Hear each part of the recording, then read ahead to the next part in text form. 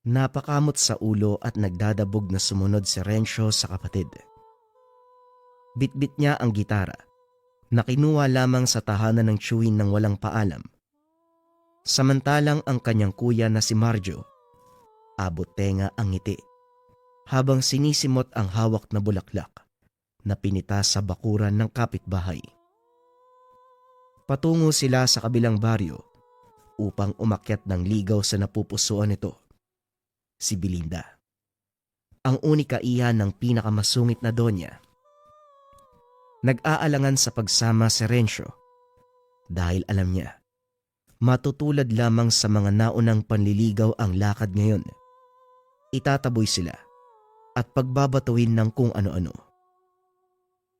Ayoko na nga kuya. Sa dinami-dami ng babae na pwede mong ligawan, bakit si Belinda pa? Bakit yung anak ni Doña Sibyang? Alam mo naman kung gaano siya kagalit sa angka natin dahil sa nangyaring aksidente noon. Sa ginagawa mo, mas lalo siyang magagalit sa atin eh. Wika ni Rencio. Matagal na yun, Rencio. Sa kapanahunan pa yun ng mga ninuno natin, oh. Ano bang kinalaman natin dalawa sa alitan nila noon? Hindi pa nga tayo pinapanganak nun eh. Hayaan mo na si Doña Sibyang. Ganun lang siya dahil may edad na.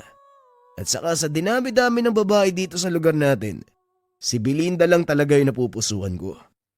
Ngayon pa lang, pinaplano ko na yung magiging buhay namin eh. Ilan yung magiging anak, saan kami titira, negosyo. Ngayon pa lang iniisip ko na din kung paano tayo papatayin ni Doña Sibyang. Kuya naman, galit na galit nga ang Doña sa atin eh, tapos babalik ka pa? Ano pa naman yan? Itigil mo na yung kaibangan mo. Hoy, hindi kaibangan to ha, Rencio. Palibasa kasi, hindi mo pa nararanasang umibig eh. Kaya ganyan ka mag-isip. Ayan mo, tis-tis lang. Mapapa-oo ko rin si Belinda, pati na rin yan si Doña Sibyang. Ewan ko sa'yo kuya. Sana lang talaga, huwag tayong batuhin ngayon ng kung ano-ano. Kapag yun hinabol tayo ng baril, ikaw ang una kong papatayin. Kahit anong pakiusap na Rencio sa kapatid ay hindi to nakikinig. Malakas ang tama ng pana ni Cupido, kaya kahit mabangis na dragon ang ina ng liligawan, handa siyang humarap alang-alang sa pag-ibig. Pagdating nila sa bahay ng Donya, nasa bakuran pa lamang, humarang na ang dalawang bantay na kagad silang tinaboy. Kayo na naman? Ang tigas ng mukha nyo ah. Bungol ba kayo? Sinabi na ni Doña Sibyang na huwag kayong babalik dito.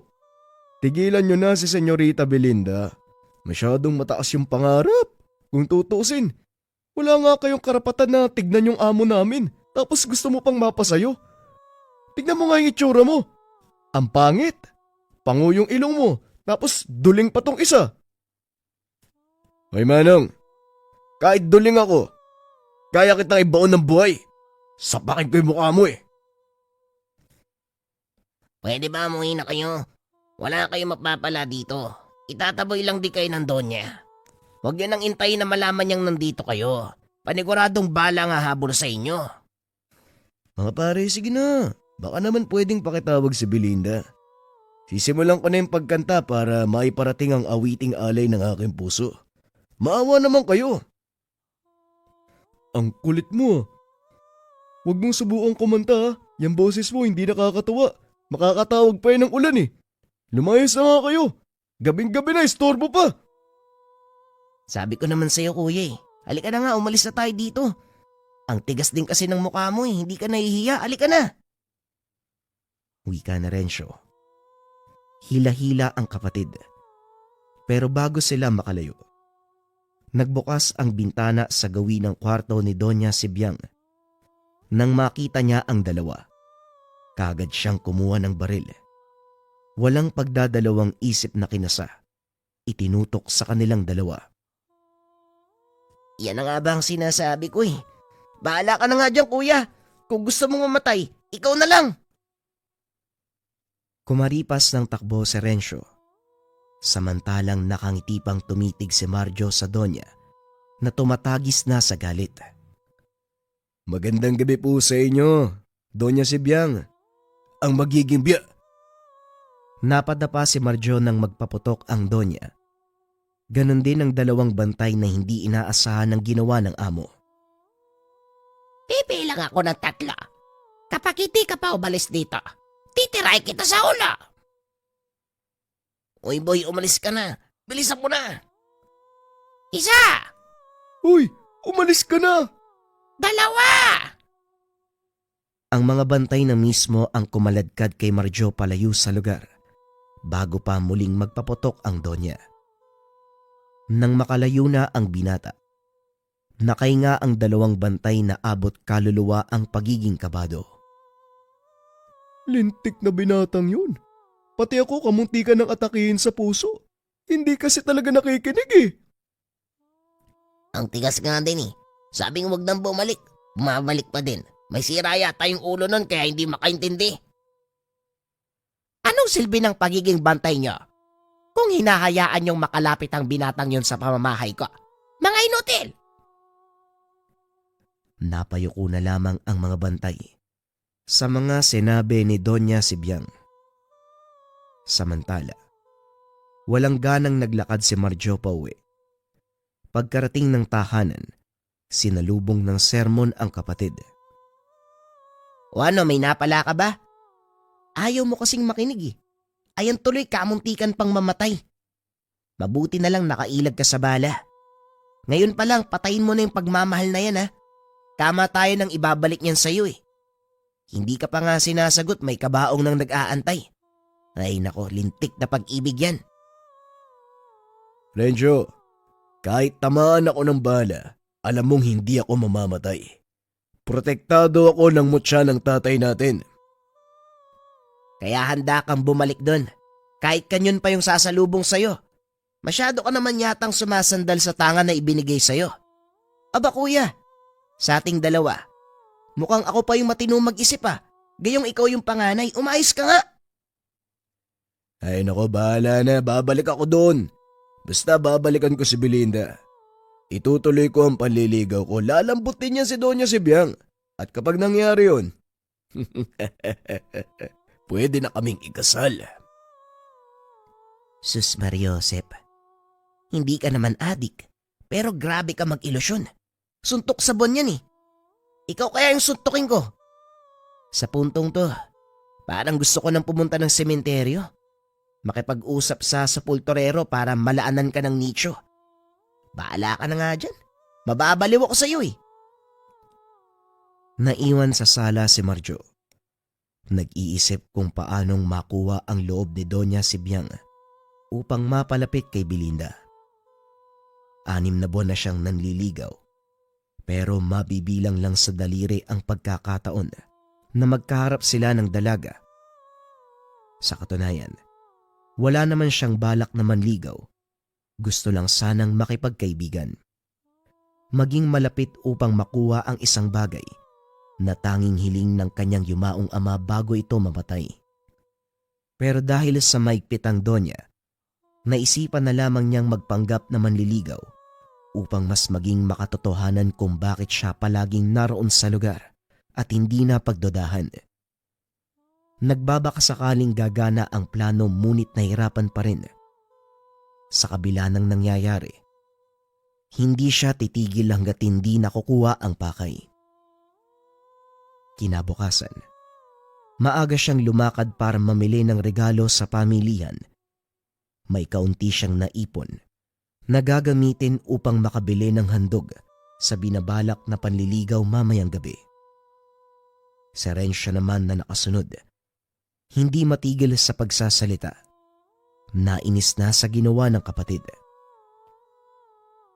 Kahit lupa ang ibigay mo, hindi ka pa rin tatanggapin. Yung anak nga ni Mayor hindi pinayagan ng Donya. Ikaw pa kayang walang-wala sa buhay. Sana, bumili na lang tayo ng pagkain, matutuwa pa ako. Rencio, tumigil ka na ha. Naririndi na ako sa boses mo. Para kang bubuyog eh. Napakaingay. Kung makikinig ka sa akin, hindi na ako dadaldal. Pero dahil matigas ka, hindi kita titigilan. Hanggang sa magising ka, sa walang kwentang panliligaw na yan. Hindi na pinansin ni Marjo ang kapatid. Tama naman ito. Pero sa kabilang banda, mas nanaig ang kagustuhang mapalapit sa pamilya ng Donya, alang-alang sa hiling ng yumaong ama. Sa sandaling makuha niya ang bagay na yon, hindi na siya mangungulit pa. Hindi na ipagpipilitan ang sarili sa taong ayaw sa kanya. Kunting tiis na lang talaga. Titigil na ako. Sana nga. Sumasakit na yung buong katawan ko sa pagpapaalala sa'yo eh. Hindi ka naman nakikinig. Doon na lang muna ako sa sakayan mag-aantay. Bilisan mo ha. Pag-alis na Rencio, dito na nakapili ng maayos si Marjo. Isang set ng mangkok ang kanyang binili. Ito ang mga hilig ni Doña Sibyang. Hindi ito ang mga klase ng mamahalin, pero maayos ang itsura. Nang wala ng ibang sadya sa tindahan, nagtungo na siya sa sakayan kung saan nag-aantay ang kapatid. Kaso nga lang bago makarating sa lugar, tinamaan siya ng rumaragasang sasakyan sa pader. Nabasag ang pinamili. Naipit pa si Marjo. Kagad namang lumabas ang nagmamaneho para tumulong. Paulit-ulit na humingi ng paumanhin. Nawalan ng preno ang sasakyan, kung kaya't hindi na napigilan ang pagbangga. Pasensya ka na iyo. Dadali kita sa ospital. Malapit lang naman dito.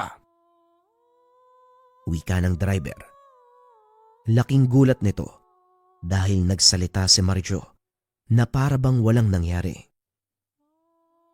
Hindi na ako kailangan, Manong.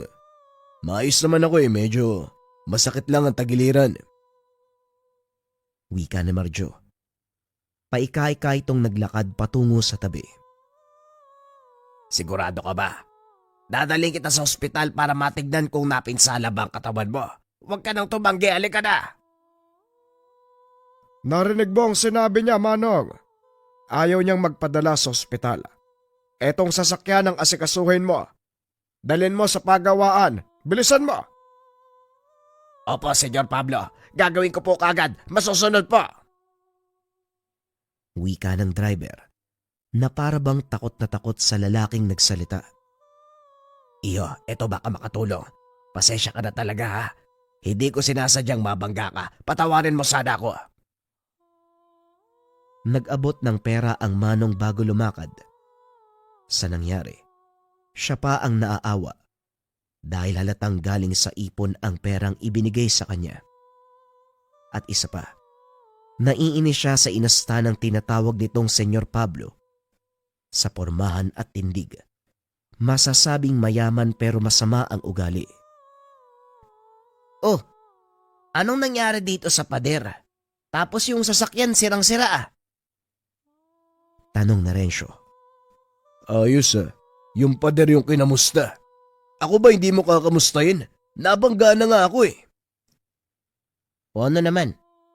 Ano ko nabangga ka? Ikaw na mismo ang nagsabi. Hindi ka mamamatay sa bala. Yan pa kayang bangga lang. At saka maayos ka naman ah. Mas kawawa pa nga tong pader sa kayong sasakyan eh. Halika na nga. Wala talagang silbi to.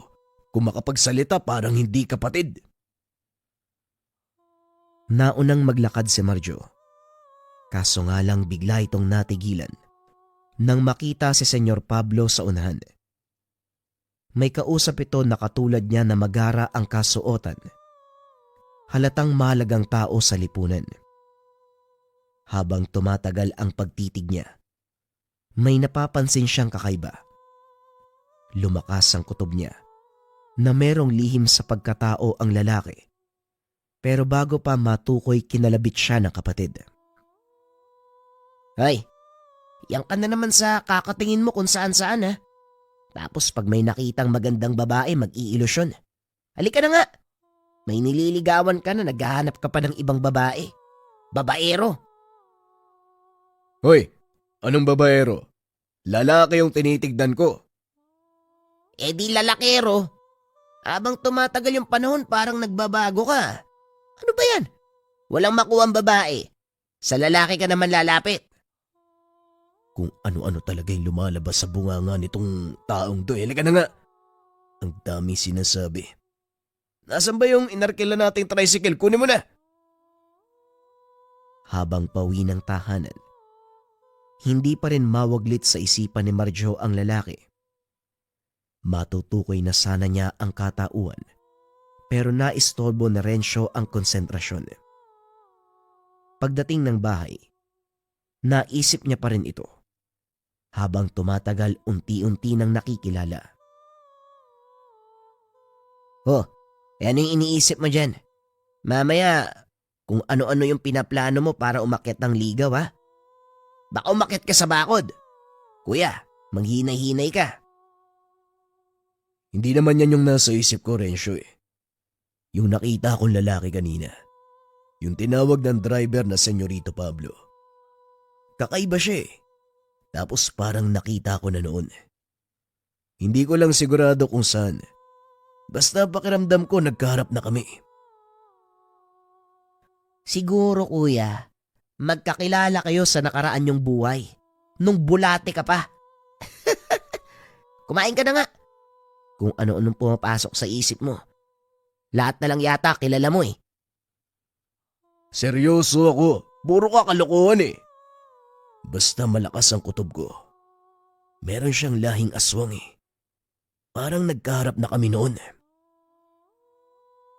Natigilan si Rencio sa pagsubo. Diretsyong tumitig sa kapatid. Ano ka mo, aswang? Baka siya yung nakaharap mo dati. Yung nakatakas dahil inuna mo si nanay. Hindi ba may nakalaban ka na tapos hindi mo natuluyan? Sa sinabi ng kapatid, nanumbalik sa alaala ni Marjo ang nangyari 3 taon na ang nakalipas. May nakainkwentro silang aswang nung pauwi galing bayan. Malakas ang ulan ng sandaling iyon at madilim ang daan. Habang nagmamaneho ng tricycle, biglang may humablot sa kanyang nanay. Huli na nang makalapit siya. Nagtamo na ng sugat ang ina. Hinabol nila ang aswang. Nagawa namang tagain pero hindi natuluyan dahil sa daing ng ina. Mas inuna niya ito kaysa sa paghabol ng nilalang. Pero sa uli ay binawian ito ng buhay. Maluba ang sugat sa liig at dibdib na naging dahilan ng kamatayan. Sa tingin mo, yun kaya yung aswang na pumatay kay nanay? Aba malay ko. Nagbigay lang ako ng opinyon sa hinala mo. Pero kung siya man yun, hanapin natin siya. Manmanan. At kapag napatunayan na siya yun, patayin natin. Pinatay niya si nanay, kaya buhay din ang kabayaran. Naging seryoso ang usapan ng magkapatid. Pinagtagpi-tagping mabuti ang mga pangyayari noon upang mabigyan ng linaw ang kanilang hinala. Nang sumapit ang 8:00, iniwanan nila ang usapan upang maganda na muli sa panliligaw. Dumating sila sa tahanan ni Doña Sibyang. Walang bantay sa harapan ng bahay, kaya nakalapit sila. Sakto namang dumungaw sa bintana si Belinda, kaya nagkaroon ng pagkakataon ng dalawa. Kapag tayo nahuli ni Doña Sibyang, hahabulin na naman tayo ng bala. Bilisan mo na, kuya! Sinimulan ni Rencio ang pagtugtog ng gitara habang dahan-dahang ibinubuka ni Marjo ang bibig para kumanta. Sa sandaling iawit ang unang linya, napangiwi ang dalaga. Minamahal kita. Pagsintay di mag-iiba. Hindi mo ba nadarama, sinta? Bawat kilos ay pangarap ka. Kuya, tumigil ka na nga. Napakapangit ng boses mo. Tignan mo yung itsura ng nililigawan mo. Oh. Ang sama na ng titig sa'yo. Hindi nakinig si Marjo kahit pigilan siya ni Rencio. Minamahal kita. at nasa'yo ang pag-asa. Asahan mong dalangin ka sa tuwina, minamahal, minamahal kita. Nagpatuloy sa pagkanta si Marjo. Pero natigilan nang lumabas si Doña Sibyang. Binuhusan sila ng tubig. Magkasabay na tinamaan ang magkapatid. Tumahimik ka. Yung boses mo, parang kambing na nilalamig, napakapangit. Lumayas ka nga dito. Kagad hinila ni Rencio ang kapatid bago pa magpaputok ng armas ang Donya. Nang makarating sa malayo, muli niyang pinagsabihan si Marjo. Kuya naman, talagang doon ka lang titigil kapag sumabog na yung ulo mo. Ay nako, ang mas mabuti pa siguro, si Aling Gloria yung ligawan mo. Kahit bungal yun, walang magagalit sa'yo. Baliw! Siguro nga dapat malaman mo na eh. Hindi naman ako seryoso sa panliligaw kay Belinda. Gusto ko lang mapalapit sa kanya dahil may kailangan akong kunin. Oh, saan ka na naman pupunta? Babalik ka doon, tumigil ka na nga. Teka, anong sinasabi mong kailangan mapalapit dahil may kukunin ka? Linawin mo nga sa akin para maintindihan kita. Oo, gusto ko si Belinda. Pero wala akong balak na manligaw talaga sa kanya.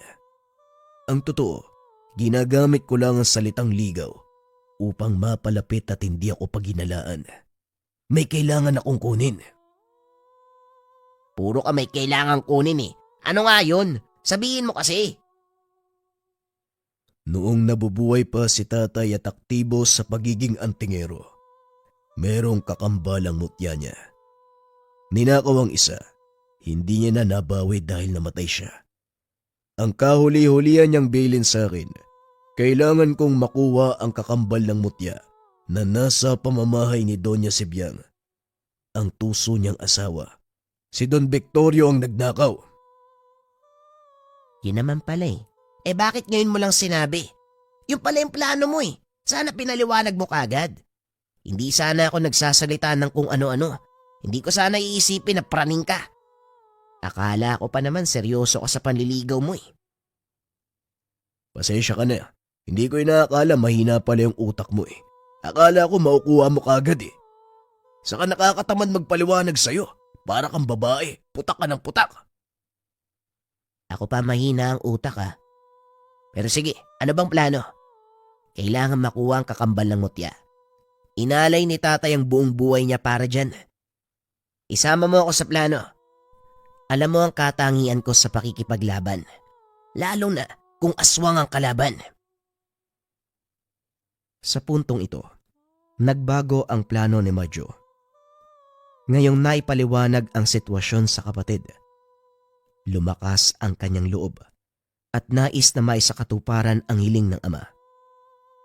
Pagsapit ng gabi, bumalik silang dalawa sa tahanan ni Doña Sibyang. Ipinagpatuloy ang panliligaw kahit pa sinalubong sila ng mga bantay sa daan. Hindi ba talaga kayo titigil? Uy, makailang ulit nang sinabi ni Doña Sibyang na huwag na kayong babalik sa lugar. Pakiusap. Magsiuwi na kayo bago pa kami mapilitang manakit. Paraanin niyo kami mga manong. Gusto lang naman naming manligaw, yun lang. Pag-aalay ng pag-ibig ang tangi kong dala. Hindi naman masama yung intensyon ko ah. Lintik na pag-ibig yan. Kahit inaayawan ka na, makulit ka pa rin. Mamamatay kami sa ginagawa mo eh. Si Belinda naman ang nililigawan ni Kuya, hindi si Doña Sibyang. Kaya kahit anong pagtaboy niya, hindi titigil ang kapatid ko. Anak yung nililigawan eh. Si Belinda lang ang pwedeng magsabi kung titigil na ba yung kapatid ko o hindi. Ay naku, magsilayas na nga kayo. Baka mabunot ko tong baril ko eh. Tapos bangkay na lang kayo mamaya, alis na! Nagkatinginan si Rencio at Marjo. Nang parehong magkaintindihan, palihim nilang inatake ang dalawang bantay na tumalikod. Nang mawala ng malay, hinila sa tabi at saka itinali lalo na ang bibig. Lumapit sila sa bahay Saktong si Belinda lang ang naroon. Lumuwas ng bayan ang kanyang ina. Nabigyan ng pagkakataon ang magkapatid na makapasok. Pero unti-unting napansin ng dalawa ang kakaibang hangin sa loob. Maupo muna kayo. Pasensya na kung hindi kami nakapaglinis ha. Umuwi kasi ng probinsya mga katulong eh. Si Manong Totoy lang yun nandito, yung driver namin. Teka, kukuha ko kayo ng maiinom. Nagpunta sa kusina si Belinda. Sinamantala nila ang pagkakataon. Si Rencio ang palim na naghalughog sa mga kwarto habang nanatiling nakaupo si Marjo upang aliwin sa usapan ang dalaga pagbalik nito. Unang pinasok na Rencio ang kwarto malapit sa hagdan sa ikalawang palapag. Wala roon ang hinahanap. Lumipat siya sa kabila, kaso nga lang wala pa rin. Hanggang sa makahanap ng pintuan sa dingding. Nabuksan niya ito, walang pagdadalawang isip na pinasok. Unang bumungad ang napakasangsang na amoy, na parabang tambakan ng patay ang sekretong silid. Nang mailawan ng flashlight ang paligid, nanindig ang balahibo sa katawan ni Rencio, kasabay ng pagpigil ng sikmura. Nakita niyang nagkalat ang pira-pirasong karne ng tao. Nang hindi na makayanan, nagmamadali siyang lumabas. Hindi na siya lumapit sa kapatid dahil kausap nito si Belinda. Sinenyasan na lamang niya na mauna siya sa paglabas at sa bintana dumaan. Hindi pwedeng makita ng dalaga ang kanyang reaksyon upang hindi magtaka. Ilang sandali pa ay lumabas na rin si Marjo. Ano? Nahanap mo ba? Teka. Bakit parang nangangamoy ka? Paanong hindi? May nakita akong silid sa loob ng tambakan na mga karne. Nangamoy, kumakapit sa damit ko. Ibig sabihin, hindi mo nga nahanap? Rencio naman, ito lang yung pagkakataon natin. Kuya, hindi ko man nahanap ang kambal mutya ni tatay. May natuklasan ako sa kwarto. Sa palagay ko, may aswang sa pamamahay ni Doña Sibyang. Ano ka mo, aswang? Sa bahay ni Doña Sibyang. Teka, hindi na rin nakakapagtaka dahil pagpasok pa lang kanina nagdududa na ako eh. Mailap din si Belinda sa akin. Hindi kayang makipagtitigan sa mata. Mabigat ang hangin sa loob. Kahina-hinala nga eh. Pero ang tanong lang, sino ang aswang? Ang tanong na nabubuo sa isipan ko, kung may aswang sa pamilyang yun, bakit ninakaw ni Don Victorio ang mutya ni tatay? Para saan? Hindi ba? Hindi kayang hawakan ng aswang ang ganong bagay, lalo na't parang pangontra to sa kanila? Sa pagkakatanda ko, magkaaway na dati pa ang angka natin sa pamilya nila Don Victorio. May narinig akong usap-usapan na aswang ang lolo ng Don. Siguradong si tatay ang nakapatay sa kanya. Kinuha nila ang mutya. Maaaring gamitin ang lakas nito sa tamang orasyon na mula sa kaliwa. Maaaring pangontra ang mutya sa mga aswang. Pero sa tamang paggamit ng mga ritual, maaari nilang gamitin ang lakas nito. Kung ganon pala, kayo ang anak ng antingerong yon. Akala ko, wala nang gagambala sa amin ngayong patay na siya. Meron palang pumalit. Para sa kaalaman nyo mga iho, wala na kayong mahanap dahil matagal nang winasak ng yumakong ama ang pesteng mutya na yon. Hindi namin kailangan gamitin ang lakas ng mutya. Dahil ang buong akala ko, wala nang mang-iistorbo sa amin. Sabay na napalingon ang magkapatid kay Doña Sibyang. Hindi nila natunugan ang paglapit nito. Meron pang kasamang dalawang lalaki. Kung nawasak nga, ituro nyo sa amin kung saang lugar itinapon ang parte ng mutya. Kakasabi ko lang wala na kayong mahanap. Ano ba kayo? Mga bungol? O sadyang mahina ang kokote? Nakakairita! Doña, may mahanap man kami o wala, sabihin nyo lang sa amin kung saang lugar itinapon ang mutya. Yun lang, wala na kaming hihilingin na iba. Ang tigas ng ulo niyo. Wala kayong pinagkaiba sa tatay niya. Ang antingerong umubos sa lahi ni Lola. Sandali lang. Inaamin mo na totoong aswang ang pamilya nyo. At kung ubos na ang lahi ng lolo nyo, bakit meron pa ring karne ng tao sa pamamahay mo? Namatay nga ba ang aswang? O meron pang natira na pilit nyong itinatago? Wala na kayong pakialam sa bagay na yan. Ngayon umalis na kayo. Kung ayaw niyong magkamatayan tayo. Walang problema sa amin kung magkakamatayan tayo. Paunahan na lang kung sinong unang tutumba. Hindi mo na kami masisindak ngayon. Ilang buwan kaming nagtimpi dyan sa bunganga mo. Ngayon meron na kaming sapat na rason upang labanan ka. Nagulat si Doña Sibyang sa inasal ng dalawa. Nasanay siya na madadaan sa sindak ang mga ito. Pero ngayon ay lalaban na sila. O sige, pagbibigyan ko kayo. Ang mga tauhan ko na ang bala sa inyo. Bukas na bukas, ako pa mismo ang mag-aayos ng lamay niyong magkapatid. Lumapit ang dalawang lalaki. Nagmamadali namang umalis ang Donya. Nagkatitigan pa sila ng ilang segundo.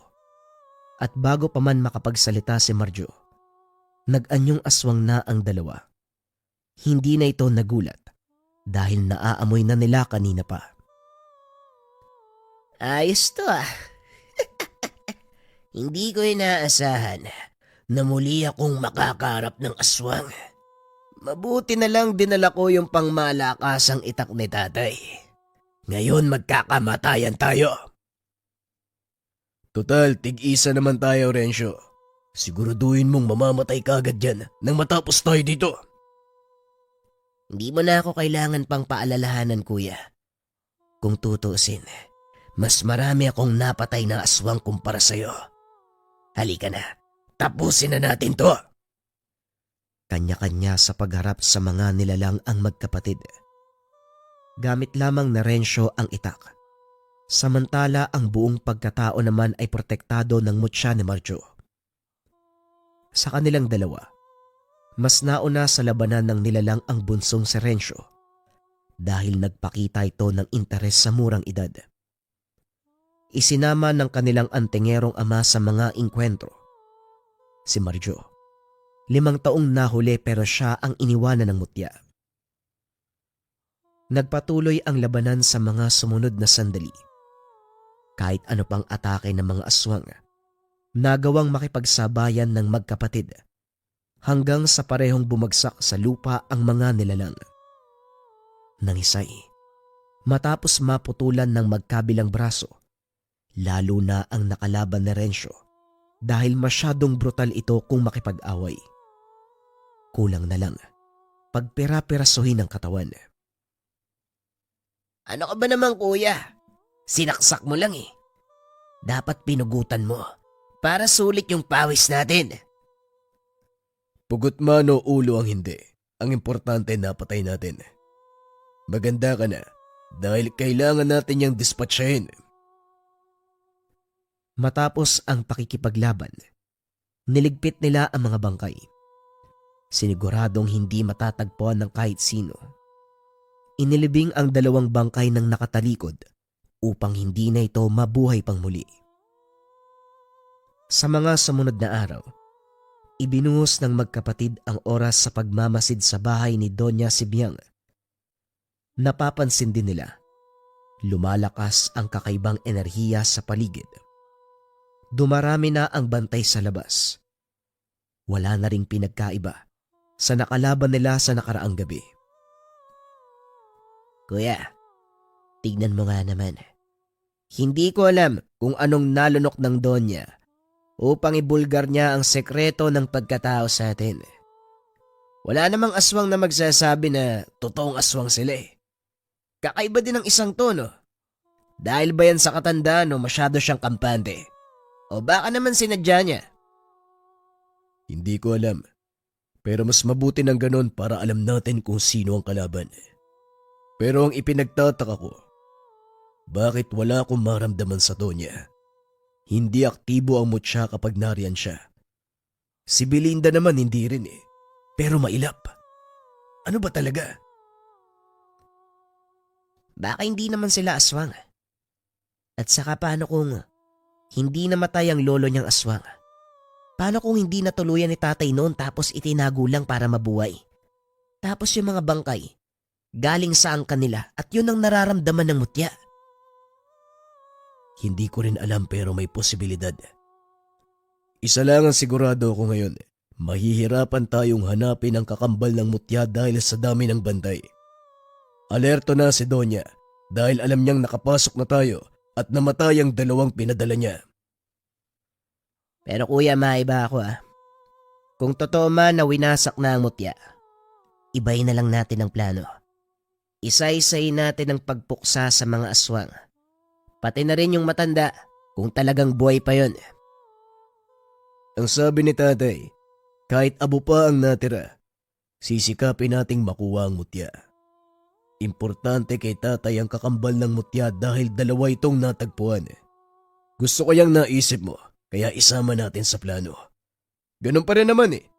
Kinakailangang labanan ng mga aswang para mahanap natin ang kakambal ng mutya. Halos gabi-gabi, dumadayo sila sa lugar ni Doña Sibyang. Kahit may kalayuan, tinitiis nila para lamang sa paghahanap ng kakambal na mutya. Hindi na sila nagpupunta para manligaw. Ngayon bantay sarado na ang tahanan kung kaya't nahirapan silang lumapit. Hindi rin pwedeng basta-bastang lumusob dahil may mga bahay sa unahan. Kapag napansing nagkakagulo, maaaring may ibang madamay. Kaya iba yung pag-iingat ang ginawa ng magkapatid. Iniisa-isa ang mga bantay. Una nilang iniligpit ang dalawang bantay sa likuran. Madali lamang naitumba sa pamamagitan ng kapangyarihan ng sabulag ni Madjo. Pero nang mapansin ng iba na nawawala na ang mga ito, umatras muna sila para mag-usap. Habang nag-aantay ng tiyempo sa hindi kalayuan, bumukas ang ilaw sa isang kwarto, silid kung saan nakapasok si Rencio. Sa bintana ay rumihistro ang dalawang anino, kung saan inaalalayan ng isa ang isa pa para makaupo. Habang pinapanood ang galaw ng mga ito, mas lalong tumibay ang hinala nila. Sinasabi ko na nga ba, buhay pa ang matandang aswang. Hindi yata natuluyan ni tatay. Hindi ba nakapasok ka sa kwartong yan? Hindi mo ba nakita yung matanda? Galing ka na dyan. Hindi kuya eh. Madilim tapos sandali lang ako. Sobrang tindi ng amoy. Nasusuka pa nga ako pagkapasok pa lang dahil sa bungad mayroong mga karne. Bulok na yata yung iba Halatang parte ng katawan ng tao. Teka, tumahimik ka. May paparating. Kagad nagtago ang dalawa sa mga nagyayabungang halaman nang makitang may pigurang paparating sa kanilang gawi. Malaking aso. Nang makapasok na sa bakod ay naging tao. May hawak na kung anong karne. Naging alisto silang dalawa nang lumingon ito sa kanilang pinagtataguan. Pero sandali lamang ito at nagpatuloy na sa pagpasok ng bahay. Kuya, ano pa bang inaantay natin dito? Alam nila na nagbabantay tayo, kaya pasukin na natin. Unahin muna natin yung ibang bantay. Maganda ka. Isusunod natin yung dalawa, yung nasa gawing kanan. Bago pa kumilos ang dalawa, mas naalarma ang mga tagapagbantay. Kaya naman hindi na naituloy ang plano. Malapit na ring mag-umaga, kaya napagpasya nila na umuwi na muna. Habang nasa daan, hindi inaasahang makasalubong ang dalawang bantay na madalas sumarang sa kanila nung kasagsagan ng panliligaw. Oh, kaya yung manliligaw na pabalik-balik dun sa bahay ni Doña Sibyang Galing na naman kayo dun Ang tigas ang bugo nyo. Huwag na kayong bumalik doon, mapapahamak lang kayo. At bakit naman kami mapapahamak? Dahil ba sa kabangisa ng Donya? Sa baril o baka may iba pa? Ang totoo niyan, umalis na kami doon kahapon lang eh. Eto, bumalik na lang ako sa paglalako para mabuhay. Bakit naman kayo umalis? Malaki naman ang pasweldo ni Donya, hindi ba? Malaki nga pero narinig namin yung pag-uusap sa bahay. Buhay pa pala yung matanda. Si Don Victorio, totoo pala yun. Kaya hindi na kami nagdalawang isip na umalis. Baka mamaya kami pa ang madali. Ibis sa mabuhay, ipakain pa kami dun eh. Sabihin niyo sa amin, nakita niyo ba ang matandang aswang? Anong kalagayan niya? Sa narinig namin nung nakaraang araw, pagdating ng mga bagong bantay, malapit na raw mamatay. Nag-aantay siguro ng mapagpapasahan ng sumpa. Hindi namin nakita dahil nasa tagong silid daw eh. Matagal na kayo nagtatrabaho sa kanila, pero hindi nyo alam yung sekreto. Hanggang sa bakuran lang kasi kami. Bira lang din makausap ang mga amo namin. Si Doña Sibyang maraming lakad. Si Belinda naman nasa loob lang, ayaw lumabas. Yung mga katulong limitado lang din ang galaw. Kaya kayong dalawa, wag na kayong bumalik dun. Mamamatay lang kayo kapag nakita ng mga aswang. Pati mga bantay, aswang din yata yung mga bagong pumalit sa amin. O siya, mauna na kami ha. Maglalako pa kami. Wag na kayong bumalik, mag-iingat kayo. Sige o mga manong, mag-iingat kayo. Kuya, ano nang balak mo? Sa ngayon, umuwi muna tayo at magpahinga. Kailangan nating makapag-isip ng maayos. Nagpatuloy sila sa paglakad pero makalipas ang ilang sandali. Napapaisip si Marjo. Sinabihan si Rencio na bumalik na lamang sila sa tahanan ni Doña Sibyang. Nasasayangan siya sa mga oras na lilipas. Nang nasa daan sila pabalik, pareho silang naalerto nang maging aktibo ang mutya. Labis ang pag-init nito, kasabay ng pag-alingasaw ng matinding amoy. Kaagad nilang sinundan ang pinagmulan nito. Naabutan ang dalawang dating bantay. Nagsusumikap na labanan ang aswang na umatake sa kanila. Naging mabilis ang kilos ng magkapatid at sumaklolo. Si Marjo ang humabol sa aswang. Samantalang tinulungan naman na Rencio ang matatandang biktima na nagtamo ng maraming kalmot sa magkabilang braso. Sinikap niyang mapigil ang pagdurugo. Ginamot na rin gamit ang daladalang lana. Samantala, binilisan ni Marjo ang pagtakbo upang mahabol ang aswang. Malayo na ito sa kanya, pero hindi siya tumigil hanggang sa naabutan. Nang mahawakan sa braso, walang pagdadalawang isip na tinaga.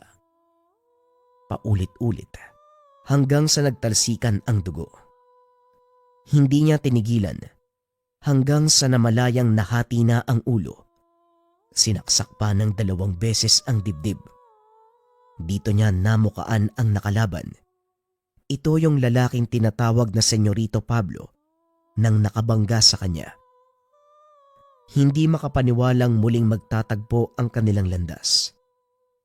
Hingal siyang dumistansya habang tinitignan ang dinaanan kung sumunod ba ang kapatid.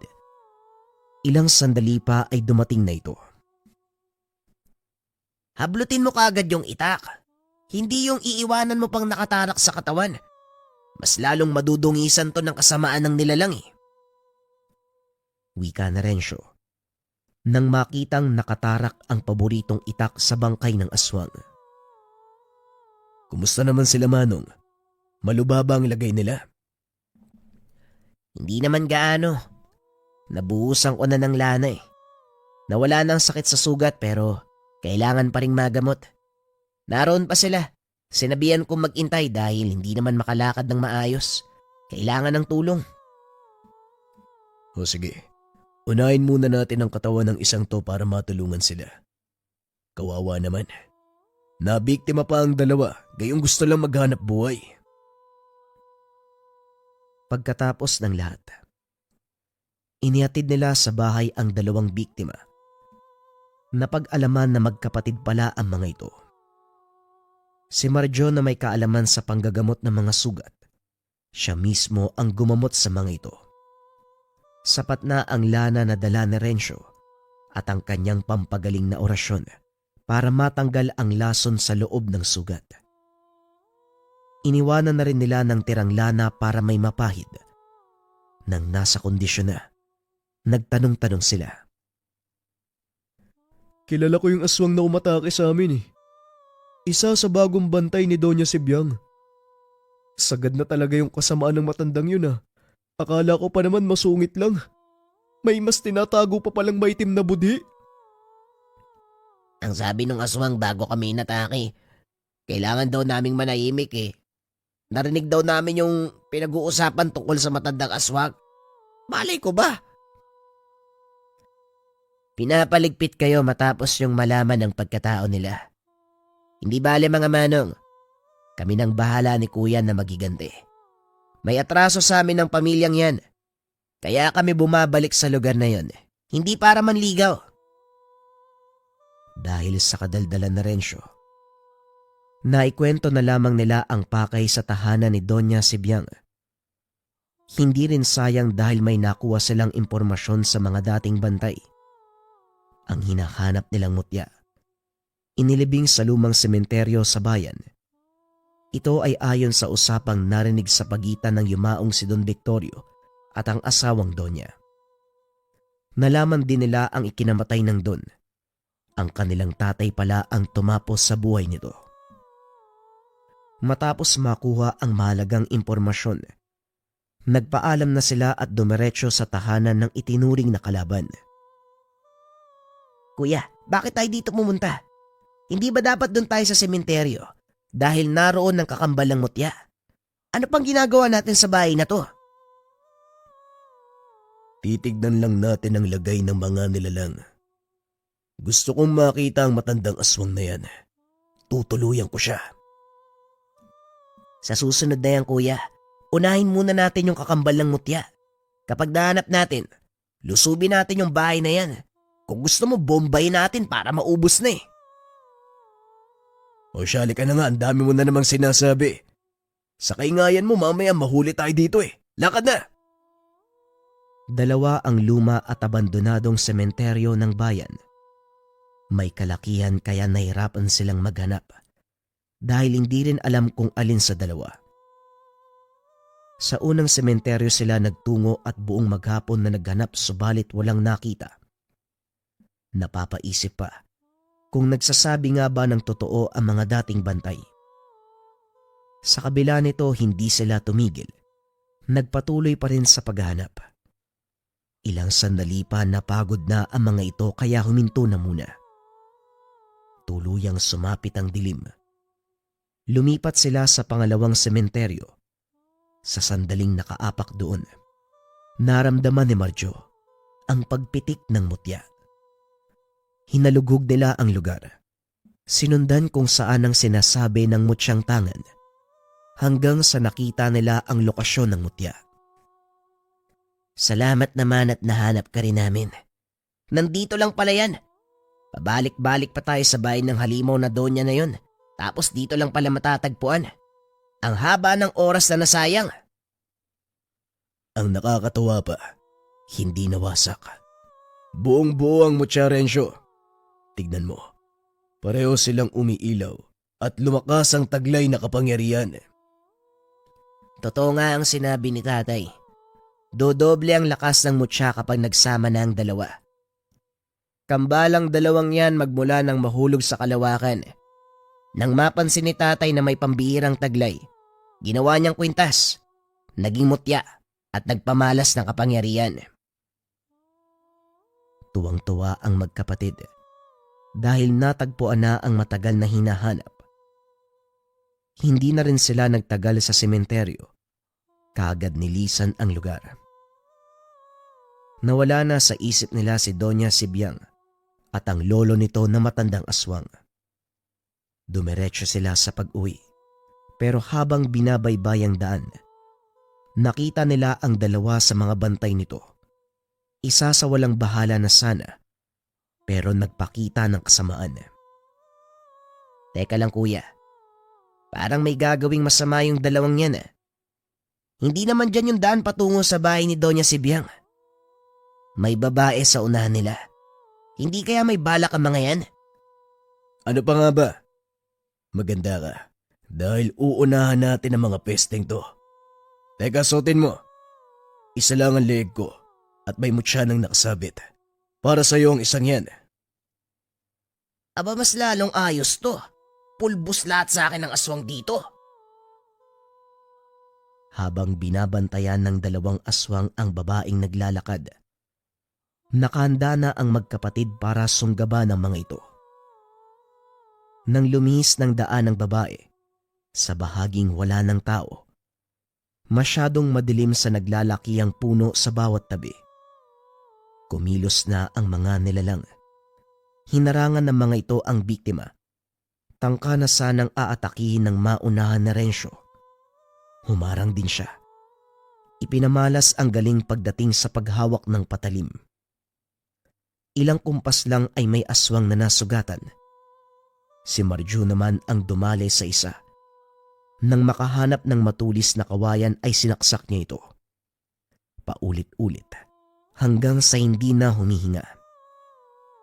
Si Rencio naman na sigurista, lumapit at pinugutan ng ulo ang nilalang. Pagkatapos ay binalingan nila ng pansin ang babaeng mabibiktima na sana. Neng, kung lalabas ka ng gabi, siguraduhin mong may kasama ka. Huwag mong kalimutan na magdala ng pangproteksyon. Sige na, lumakad ka na. Tandaan mo ang pangalan ko, ha? Ako ang nagligtas sa'yo. Wika nito sabay kindat sa babae. Ayos Kala mo hindi nililigawan si Belinda. Bahala na si Belinda sa buhay niya. Nahanap na natin ang kakambal ng mutya, kaya wala na akong pakialam sa kanya. Ayokong madungisan ng pagiging antingero ko. Ititigil na sana ang daldalan. Matapos mailigpit ang mga bangkay ay nagpatuloy na sila sa paglalakad.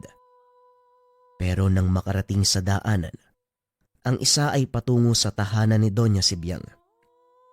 Napagkasunduan nila na dumaan na muna. Tama rin ang kanilang desisyon dahil kumikilos na pala ang mga bantay nito. Palihim na ng bibiktima ng mga tao sa kalapit na mga tahanan. Mabuti na lang, napigilan ng magkapatid.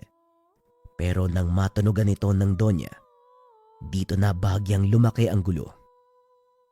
Nasa malayo pa lang sila ay pinapaputokan na. Hindi na masyadong nagbigay ng reaksyon ang mga taong nakarinig dahil nasanay na sa ugali ng Donya. Lumapit sila sa tahanan sa kabila ng banta ng bala. Ano? Nandito na naman kayo? Manggugulo na naman kayo? Nagpaputok ng nagpaputok ang Donya hanggang sa maubos ang kargang bala. Meron pang natirang 5 bantay na aswang sa paligid. Pero matapos sindakin na Rencio ay nagtakbuhan na. Ano na, Donya? Bag pa lang buntot ng mga tauhan mo eh. Nasindak lang tumakbo na. Ikaw ba hindi ka tatakas? Makikita ang panginginig at takot ni Doña Sibyang, lalo na nang makita ang 2 mutsyang hawak ng magkapatid. Nahanap niyo. Nahanap niyo ang kakambal na mutya. Hindi ito pwede. Sinubukan pa niyang kalabitin ng gatilyo, pero wala nang balang mailabas ang armas. Dito na pumasok si Marjo at Rencio. Dumiretso sila sa silid kung saan naroon ang matandang aswang. Nakaratay na sa higaan, mahinang mahina na. Naroon din si Belinda, hinahanda na makain ito. Kagad siyang pinalabas si Marjo. Nagmamadaling lumapit si Doña Sibyang upang makiusap na huwag patayin ang matanda. Huwag niyo galawin si Lolo. Patayin niyo na ang lahat. Huwag lang ang lolo ko. Tumabi ka nga. Napakadrama mo. Wala tayo sa pelikula, Doña Sibyang. Malapit na ang oras ng matandang ito. Kaya upang hindi maipasa sa ibang inosenteng tao ang sumpa, uunahan na namin sa ayaw at sa gusto nyo, Donya. Hindi. Wag. Nakikiusap ako. Huwag niyo siyang patayin. Napakaingay mo. Halika nga sa labas. Tinakpan ni Rencio ang bibig ng Donya at saka hinila palabas. Ginawa na rin kagad ni Marjo ang plano sa matandang aswang na ngayon ay mababakas ang takot sa mga mata. Ibinuka ang bibig. Dahan-dahan nang lumabas ang malit na sisiw na may kargang sumpa ng pagiging aswang. Tinakpan niya ang bibig nito. Itinapat ang mutya upang mapigilan ang paglabas. Hindi na rin niya pinatagal ang paghihirap ng matanda. Paulit-ulit na sinaksak. Ilang sandali pa ay nangisay. Pagkatapos ay tuluyang binawian ng buhay. Malakas ang pagagulgol ni Doña Sibyang sa pagkawala ng minamahal na lolo. Pero kabaliktaran naman ng anak. Hindi nagpakita ng kahit anong emosyon. Tila ba hindi nasaktan sa nangyari. Belinda, bakit parang hindi ka apektado sa pagkawala ng lolo mo? Bakit naman ako magiging apektado? Kailanman hindi ko tinuring na lolo ang aswang na yon. Nakisama lang naman ako dahil sa takot. Pero ngayong wala na siya, pakialam ko ba? Mabuti nga yun dahil makakainga na ako. Mabubuhay ng walang takot na mararamdaman. Akala ko pa naman, iiyak ka dahil namatay ang lolo mo. Mabuti na lang hindi ka napasahan ng pagiging aswang. Sa haba ng panahon nakasama mo ang matandang yan. Hindi naman. Kinulong siya ni nanay dun sa kwarto Nung nabubuhay pa si tatay, siya ang nag-aalaga. Ayaw patayin si lolo, binabantayan kasi siya ng mga alagang aswang. Yun yung mga pinatay nyo kanina. Sila kasi yung naging utusan para humanap ng pera Hindi lang aswang yung mga yun tulisan din Kaya naman pala labis ang pagpigil ng Donya. Pera lang pala ang usapan. Wala siyang pakialam sa matanda. Tama ka. Kung wala lang silbi yung pagiging aswang ng matandang yun, malamang matagal na siyang dinispatch Kaya nga nung may nakalabang antingero, ginawa ni tatay yung makakaya niya para hindi kami mawalan ng pagkakaperahan. Kaso nga lang siya yung namatay Dahil sa mga sinabi ni Belinda, hindi na nagsalita si Marjo. Nang mapagod si Doña Sibyang kakayak at naging mahinahon, umalis na sila doon sa lugar. Pagdating sa kanilang tahanan, nag-unahan pa sa higaan dahil sa sobrang pagod mula sa mahabang paglalakbay. Sa wakas, nakauwi na rin tayo. Halos makalimutan ko na yung amoy ng tahanan natin Nakalimutan mo na. Eto, ipapaalala ko sa'yo. Anak dang, hindi ko naman kinakausap yung puwet mo Bakit naglalabas ng amoy? Napakadugyot! Ngayong nakauwi na ang magkapatid at nahanap na ang kakambal na mutya. Nakapagpahinga sila ng maayos. Kaagad ding dumalaw sa puntod ng yumaong mga magulang upang sabihin ang nangyari. Pagkatapos nito, bumalik na sa normal ang kanilang buhay, pero hindi pa rin nawawala ang mga lakad, lalo na kapag may naramdamang banta ng aswang ang kambal na mutya. Sa tuwing magbibigay ito ng senyales, kaagad silang rumeresponde upang hindi na makapambiktima ng mga tao, maging ng mga hayop. Mas lalo silang lumakas dahil kompleto na ang kambal na mutya. Napapadali ang pagpuksa ng mga kalabang nilalang, mapaaswang o engkanto. Hindi man nila kailangang gawin ang mga bagay na ito, ngunit sinabuhay na lang ng magkapatid ang pagtulong sa ibang tao dahil alam nila na ito ang gusto ng yumaong ama. Gamitin sa kabutihan ang kambal mutya. Maraming salamat sa pakikinig ng ating kwento mga kabayan. Abangan pa natin ang mga susunod na storya dito sa ating channel.